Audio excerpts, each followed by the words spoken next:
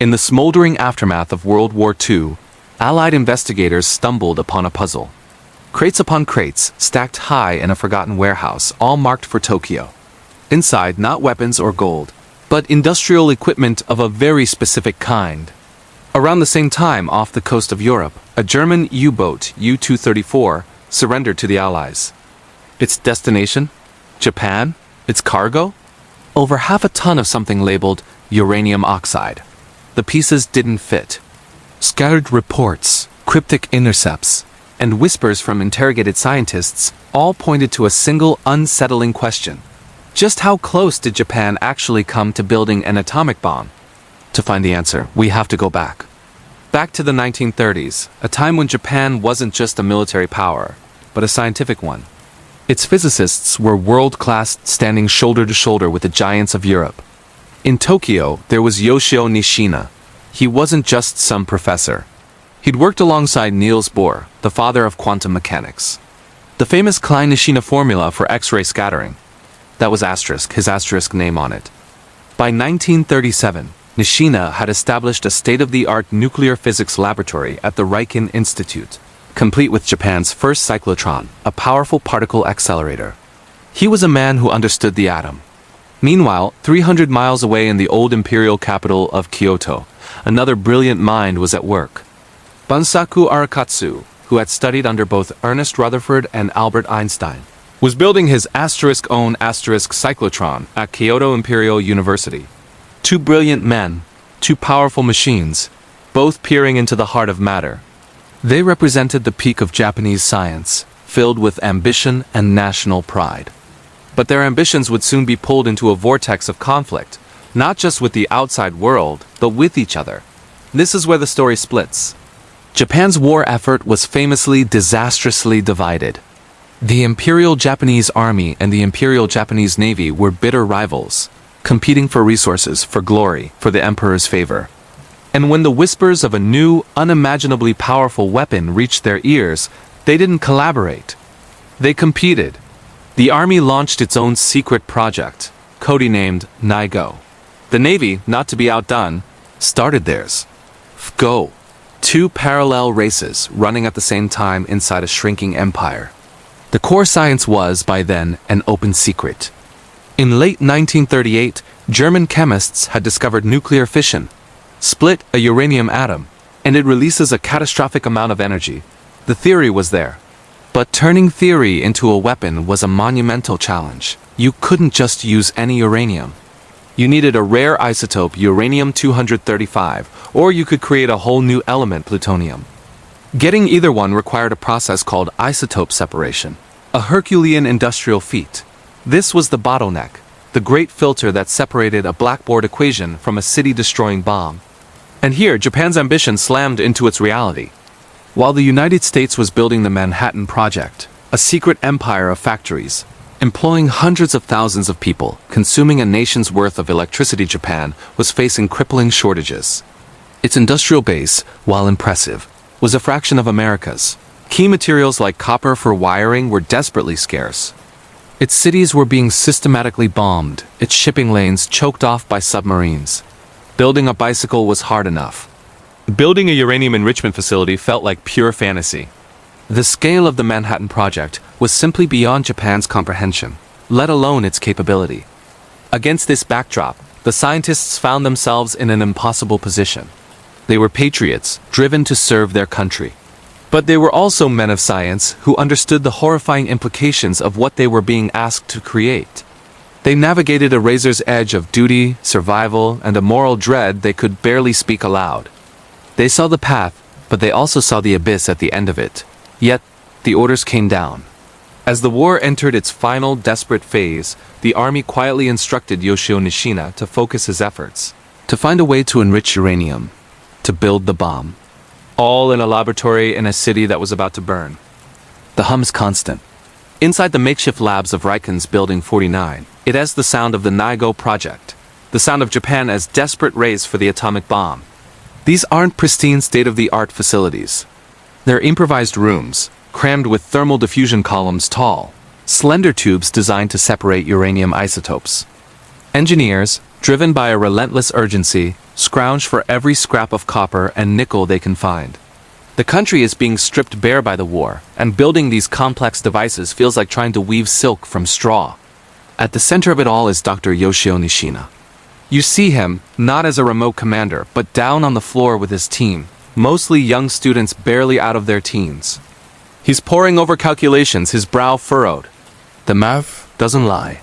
Each cycle through the columns yields a minuscule increase in uranium-235. The progress is glacial. To produce even a single gram of weapons-grade material would take years, maybe decades. He's a rigorous scientist, and he knows the odds are impossible. But he's also a humane leader.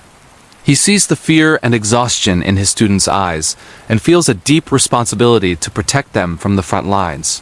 He's frank with the army about the project's feasibility, yet when they demand results, he can't refuse. To say no is not an option. The air is thick not just with scientific tension, but with paranoia.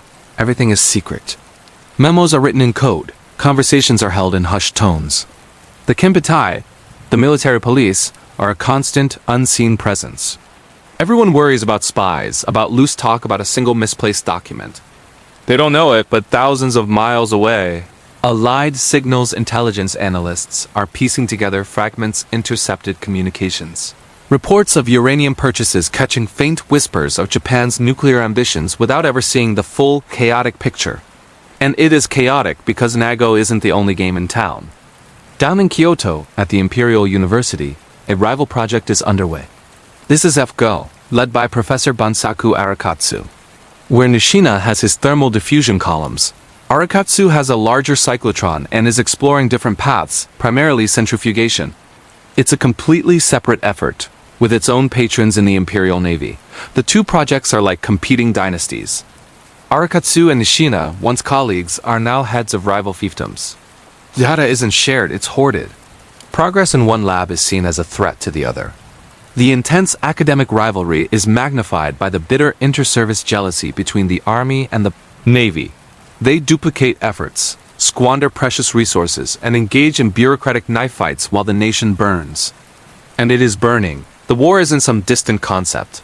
It's a constant, terrifying intrusion. The deep drone of B-29 bombers becomes a familiar sound over Tokyo. Air raid sirens wail, forcing scientists to abandon their delicate experiments and scramble for shelter. The nation's power grid is collapsing. Rationed electricity causes brownouts that can ruin weeks of work in an instant. A critical shipment of specialized vacuum tubes from a factory in Osaka simply vanishes the factory. The train, the entire district, gone in a single night of firebombing. Each setback is a body blow, pushing the impossible further out of reach.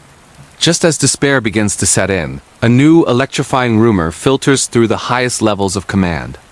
A promise from Germany. Their top ally, a pioneer in nuclear physics, is offering help. Not just theories, but concrete assistance. Advanced designs, maybe even seasoned specialists, and something more. The most precious substance on Earth, a shipment of uranium oxide. The raw material they so desperately lack. Somewhere, under the dark, churning waters of the Atlantic, a German U-boat breaks the surface just long enough to get its bearings, then slips back into the depths. Its long, perilous voyage has begun. On board is a cargo that could change the fate of the war. Its destination, Japan. As the war in Europe entered its final, desperate phase, a new and secret lifeline stretched across the oceans. This was the U-boat pipeline, a high-stakes gamble to transfer Germany's most advanced technology to its distant ally, Japan. These submarines weren't just carrying cargo. They were carrying hope. In their hulls, packed tightly, were rare metals, blueprints for uranium centrifuges, and advanced radar systems. But the most precious cargo was something else entirely. Imagine the tension in the spring of 1945. The German U-boat U-234 slipped out of a Norwegian port. Its destination, Japan.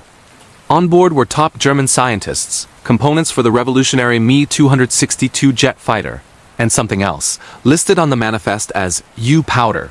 This was 560 kilograms of uncured uranium oxide, a critical ingredient for a nuclear weapon. For the scientists at RIKEN, this shipment was everything.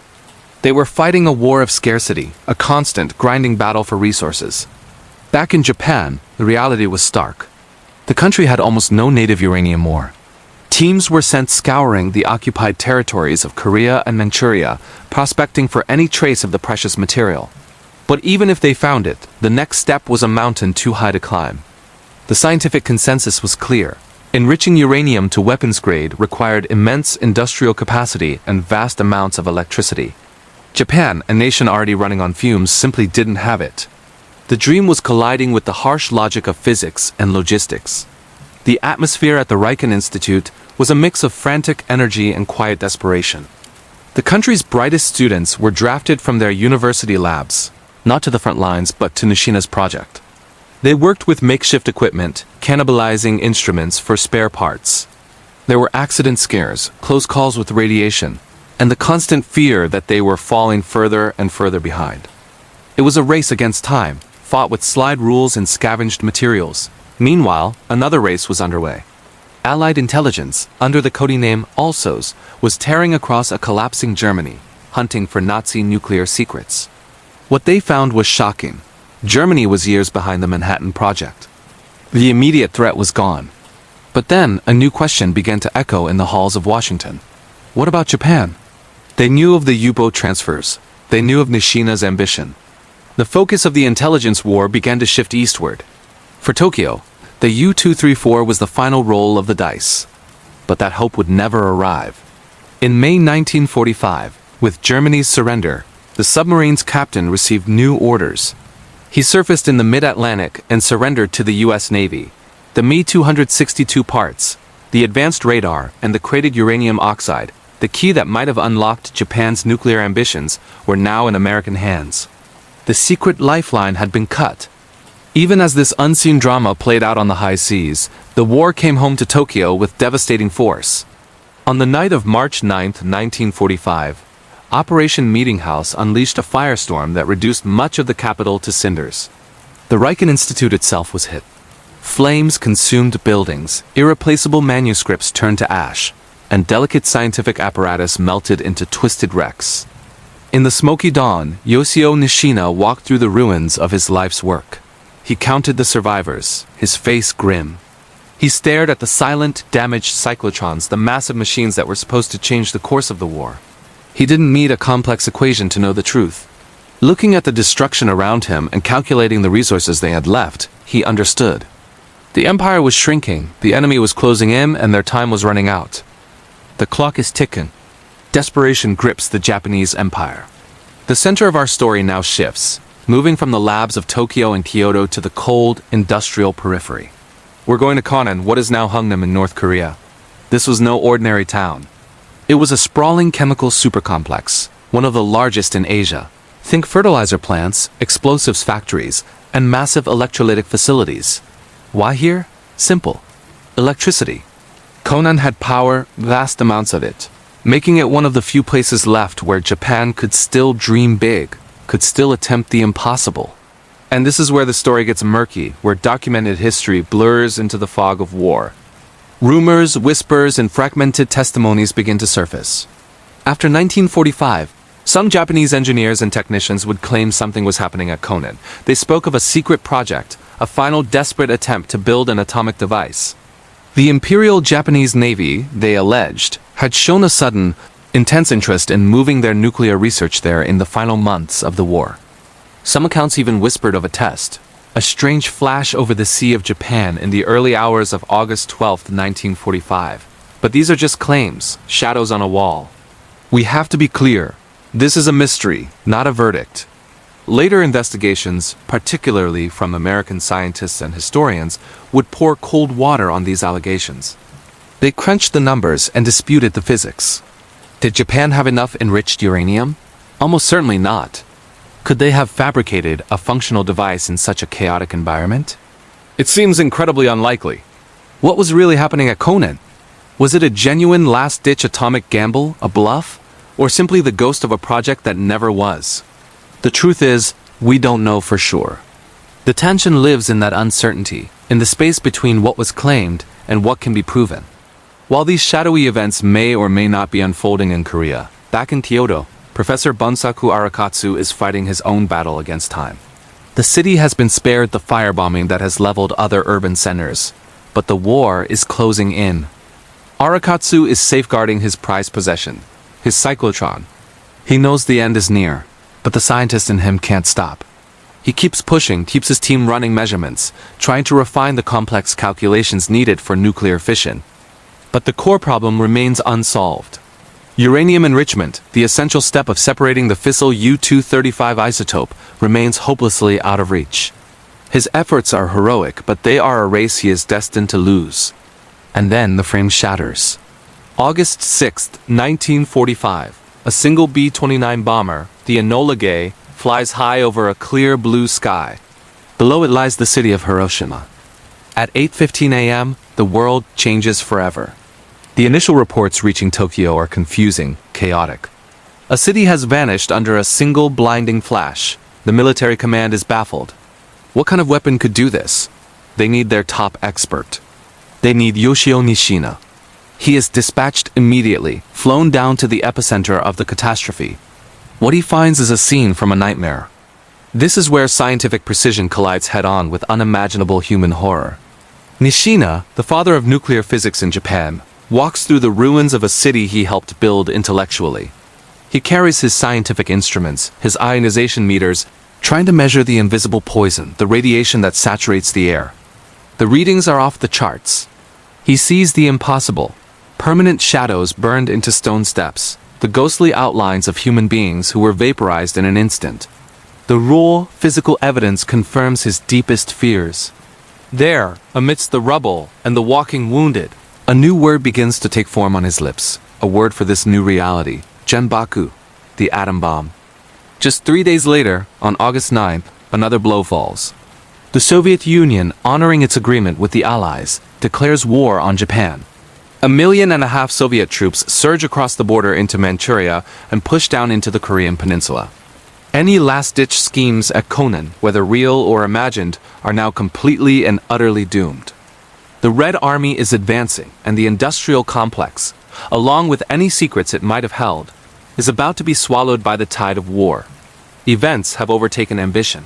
The same day, a second mushroom cloud rises, this time over the city of Nagasaki. The message is brutal and unambiguous. In the laboratories of Tokyo and Kyoto, the news hits Japan's scientists like a physical blow. They are the only ones in their country who truly, fundamentally understand what has just happened. They grasp the physics, the terrifying power that has been unleashed. For years they had chased this fire of the gods, but now they see it wielded against their own people.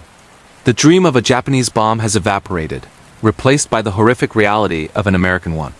The empire is broken. Whispers of surrender fill the air. For Nishina, Arakatsu, and their colleagues, there are no conclusions, only a single, breathless, terrifying thought. They now know exactly what this weapon means for the future of humanity. August 15, 1945, a voice crackles over the radio, one never before heard by the public. Emperor Hirohito, announcing surrender. Across Japan, a stunned quiet descends. In the laboratories of the NENIGO and FGO projects, the frantic race stops dead. Scientists look at their chalkboards, their half-finished experiments. The orders come down: preserve what you can, destroy the rest. The dream, or perhaps the nightmare, is over. Soon, a new sound fills the air: the boots of American occupation forces. Investigators, part of the ALSOS mission that had hunted Germany's atomic secrets, arrive at the RIKEN and Kyoto Imperial University. They interview a weary Yoshio Nishina and a stoic Bunsaku Arakatsu. Notebooks filled with complex equations and experimental data are seized. Then comes the final symbolic act. The Americans dismantle Japan's cyclotrons, the very heart of its nuclear physics research. These magnificent machines, Nishina's pride, are loaded onto barges. Their powerful magnets, once meant to split atoms, are unceremoniously dumped into the deep cold waters of Tokyo Bay. So, we return to our central question: how close was Japan to building an atomic bomb? The answer, stripped of all myth and speculation, is soberingly clear: not close at all. The NIGO and FGO projects were remarkable scientific efforts under impossible conditions. They achieved laboratory-scale uranium separation, made advances in cyclotron technology, and took crucial nuclear measurements. But that's where it ended. They never came close to producing the kilograms of enriched uranium needed. They had no industrial-scale enrichment facilities, no viable bomb design, and no clear path to getting the fissile material required. Why did they fail?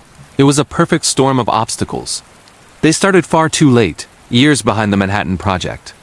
Bitter rivalry between the Army and Navy split their resources and duplicated efforts.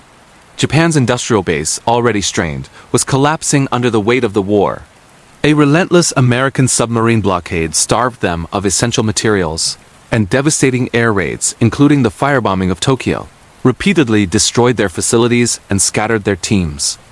Even the infamous German submarine, U-234, had it arrived with its cargo of uranium oxide, would have been a drop in the ocean. It wouldn't have bridged the immense chasm between a laboratory experiment and a functional weapon.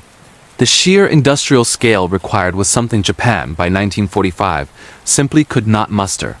In the aftermath, the story returns to the people.